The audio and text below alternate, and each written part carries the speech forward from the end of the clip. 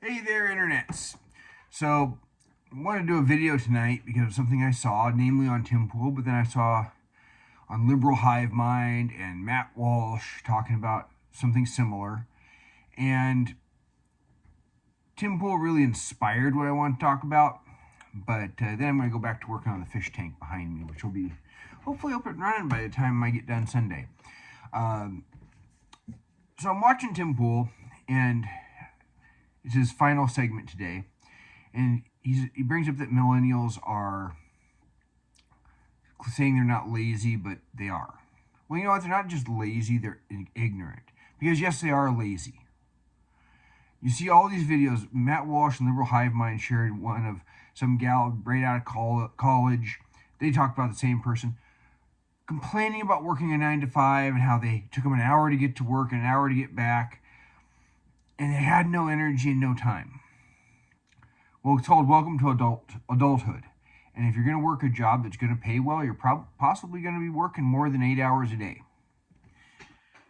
But the person that Tim Pool whose video she was talking about how hard work's not enough. I'm about to say yes, it is. And if a millennial here sees this, and do pass it on to any that need to hear what I'm about to say, because I'm about to give a little. First, the conversation I had with my dad when I was about 16, that apparently nobody's had with a lot of these millennials. And I needed it. A lot of people need it at different points. And it went like this. The story is that, and this is important because this channel is from my grandfather's desk. You get your values from your parents, who get them from them, and you might change them a little bit, but usually the apple doesn't fall far from the tree. So my dad went and I was about 16. I had a 72 Chevy pickup that I got talked into flipping by a coworker of my dad's. And he says, oh yeah, do this and this. And my dad had to go get license tabs for it. It brought me back the bill. And it was, I think, $90. Now, this is before Washington had $30 car tabs. They based the car tabs on the value of the vehicle, and it was used to pay not for roads, but everything else, which is a whole other issue. And then they went through for those outside of Washington, they voted in $30 car tabs, and the politicians raised it back up, and they challenged it in court, and we keep voting it back in, and they keep trying to get rid of it. And $90 doesn't sound like much, even to an adult, maybe in 1994-ish, wouldn't seem like much, but it was. But to a teenager, $90 is a lot. And my current truck tabs for my 2018 is about $130. So, I mean, now that doesn't seem like as much, even though $130 at my income, still pretty good money. Well, anyway, so I got pretty upset. I said, how do they expect anyone to have a nice truck if you keep digging them for taxes? This is the first clue that Democrats like taxes. Okay, and my dad explains to me, as he's talking to me, he says, a lot of people think that they should have what I have. They want to have a nice truck. They want to have a house. But they haven't done the work. And it takes years to get there. And it was something I didn't understand even in that moment. But as life went on, it's an important conversation my father had with me that I don't think a lot of people have with their kids. Because these millennials are coming out of school at either 18, 22 years old, maybe a little older, going into the job market and thinking they're going to go right to the top, make six figures, or they think they're going to be able to go out, get a job, and pay off their student loans, and with their degree that's useless, and be able to go buy a house and buy a fancy car and travel and do this, and then they find out they can't. Well, that's because you're starting out in life. I had a friend say, you know how lucky you are, when I was trying to explain how things were, and I actually showed him what my retirement account at the time was. I told him how much I paid on a mortgage for my little 600 square foot house. And he says, you're so lucky. I said, no, it's decisions I made much earlier in life. And I had another friend who'd complained about me busting on the welfare system. And I said, you know what? I typed this whole long thing, and then Facebook wouldn't let me post it, and never did. But partway through it, I said, what were you doing when you were 25? Were you out getting effed up? Were you out partying, going on fancy trips? Because let me tell you what I was doing. I was working overtime. I was getting my credit in order, trying to live frugally, and buying a house. And yes, I bought at 25. I'd also been working since I was a teenager. Went to college, got a useful degree that I didn't use much because it was in welding. Went to work, started saving for retirement, but also I lived frugally. And I had been living out of my parents' house for 2 or 3 years by the time I bought, but it didn't happen overnight. And I bought all of a 600 square foot house. I didn't buy a very big house, but it was mine, and it locked in a lot of my expenses.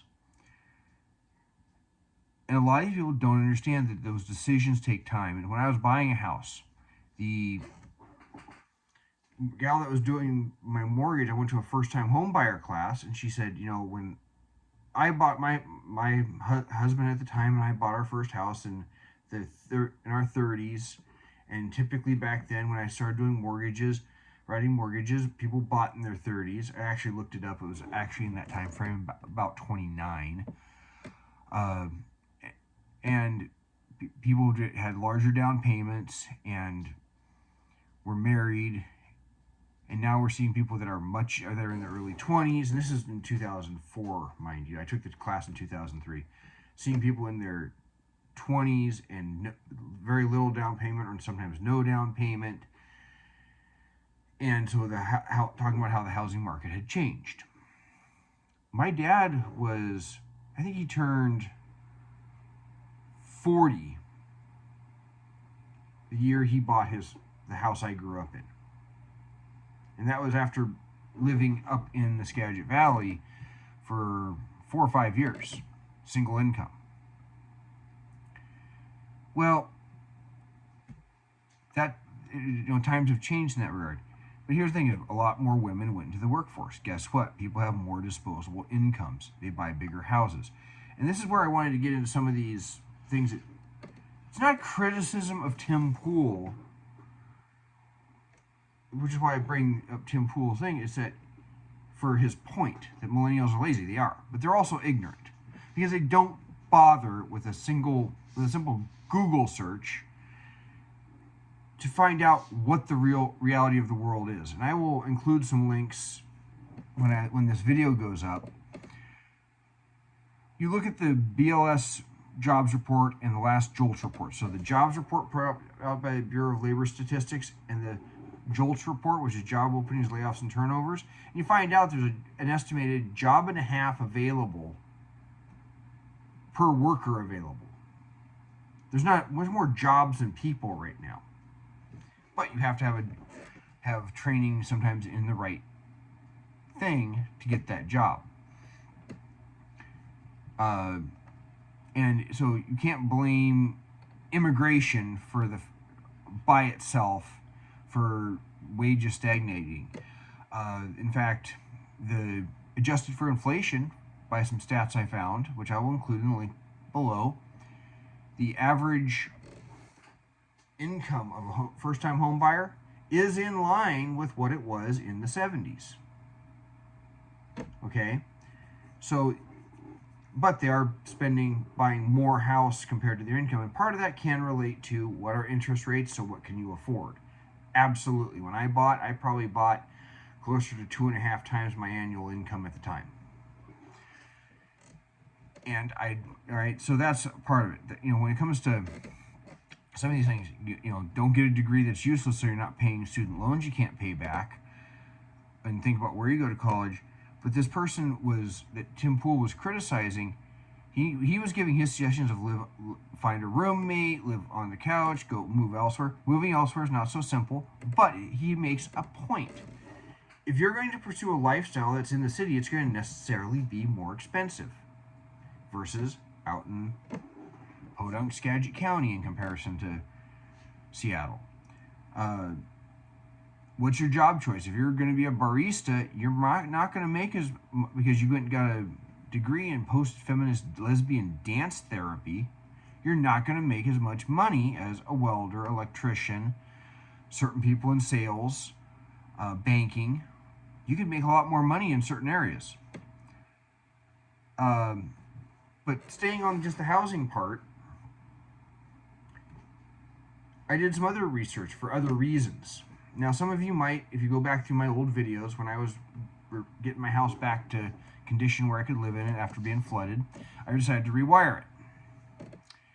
One thing affecting whether it's the cost of vehicles or housing is changes in building standards. I had to go buy $800 more crap that 2 years before I wouldn't have needed in order to pass my electrical inspection, changing out my electrical panel. My electrical panel was so archaic it needed to be replaced. Guess what? That raises your cost. When you live in California and they require solar panels on new houses, that's $20,000 or $30,000 added to the price of a new house. You know what? I bet you this person votes Democrat and votes for the very policies like that have helped to drive up housing costs. Another thing affecting the cost of a house, if you go by the median price of a new house, in 1950, you see these memes that say, in 1950 you could buy a house on one income and have 2 kids and a stay-at-home parent. The median house size in 1950 was 989 square feet. Depending on the source, a median house size for a new house peaked in 2015 at either between 2,600 and 2,800 square feet, depending on the source. One said 2,600 and change, and one said 2,700 and change. That's the median house size. Almost 2 to 3 times the size. So it's not a shock to figure out that your house is going to be more expensive. And a lot of these people don't understand how good they have it. I have a 600 square foot house. As all my friends know, at some point I talked about my trip to Russia in 1999. I went inside a Russian apartment in 1990 or it was 1992 when the Soviet Union collapsed. It had 6 people living in it. My friend, her little baby brother, both parents and both grandparents. It was smaller, I'm pretty sure, than the house I live in my 1-bedroom house. In a British house, median house is still only 900 square feet. So add 2 bedrooms, 10 by 15 bedrooms to my house, or maybe an extra bathroom, and that's your average British house. And the average median new house in the United States is at least double that, and not too far. And now it's dropped to, I think, depending on the source, 2,300 to 2,500 square feet. You're still talking 2.5 times as big. And so you add extra building codes. Some places require 2x6 construction. Hurricane ties weren't required 70 years ago. Now they are in places like Florida. There have been changes to construction requirements that it all multiplies up. It's not just that your wages aren't enough, it's that houses have changed. If you were trying to pursue a smaller than average house, which I did, you're going to have a better chance of buying a house. But a lot of these young people who need to hear this are thinking they're going to buy a 4-bedroom with a bonus room, 3 baths, and a huge kitchen and a great room house on a half-acre lot. You're not going to get that right off at 25. And if you do, you're making damn good money. I respect what you make. You're making more than me. And you know what? You probably deserve it. So there's reasons that, a simple Google search, some of the things that Tim Pool is just missing. A lot of these commentators are just missing because they don't look that up. Of course, Tim hit on a bust-on college, and this isn't a bust-on college. Or Tim Pool, he is not a dumb man. His lack of education and doing what he has done is a testament to his intelligence. But this woman talked about how she has to spend $20 a day on food because it's too expensive to cook. I call crap. Until I got married, I budgeted $40 a week for food. And I cooked sometimes for 2 people because I had somebody sleeping on my couch. But my wife has to have gluten-free and egg-free food. So there's some things that just going and buying pasta at the store I have to pay double for because that's just the cost of it. Not me whining about it, just what it is. For a smaller box, that's just how the market forces are. I just wish that, they'd make the same size box, even if I had to pay more. But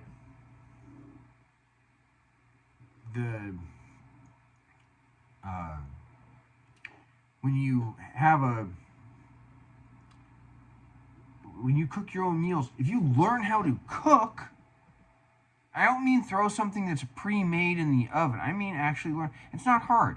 I made dinner tonight.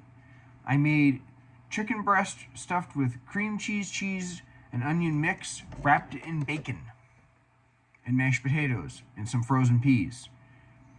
It's not hard to cook affordably.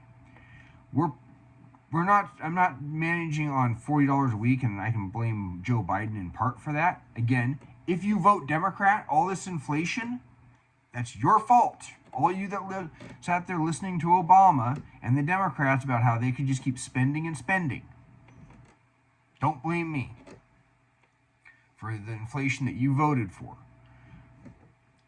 But I'm probably spending a lot less than. In fact, for food and gas, we're spending about $160 a month, or excuse me, $160 a week for food and gas. But that's including gas. So we're still spending per week less than her on food for 2 people. Learn how to cook. You can find all sorts of recipes online. Here's a secret. Cook something you can eat for 2 or 3 days.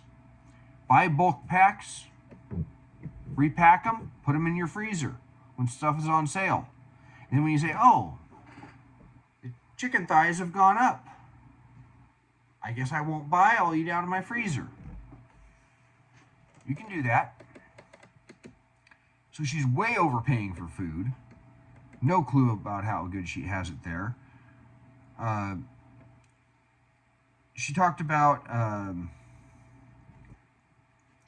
the cost of her car because she has a hybrid. Lady, you have an expensive vehicle if you have a hybrid or an electric car. I don't want to hear about how much it costs you.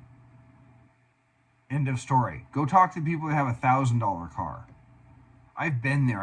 I've driven the $200 car and made it last for 5 years.